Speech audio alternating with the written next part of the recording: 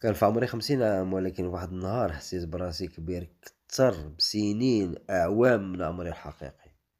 كنت واقف في الباب كنشوف ولدي كيتخاصم مع صاحبه، وبدا كيقول ليه بابا ما كيقول لا حتى لواحد، كلشي موقرو. جاتني ضحكة مرة، حيت فهمت بلي ولدي ما عرفش الثمن اللي خلاني نوصل لهاد الطيبة. ما عرفش شحال من ليلة نمت وانا مكسور، وشحال من واحد خرجت معاه للطريق باش ما نقولوش لا، وشحال من الناس طيحوني حيت كنت كنعطي اكثر من اللازم. دخلت للدار وشفت راسي في المرايا وقلت ممكن هذه هي المشكلة، ماشي الناس اللي استغلوا، بالعكس انا اللي فتحت الباب بزاف. ومن داك النهار وليت كنقول لا بلا خوف، بديت كنوقف راسي قبل اي واحد.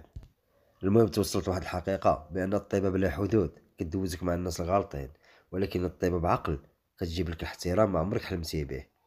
المهم العبرة الناس ما كيعرفوش قيمتك حتى كتعرفها انت الاول. تحياتي.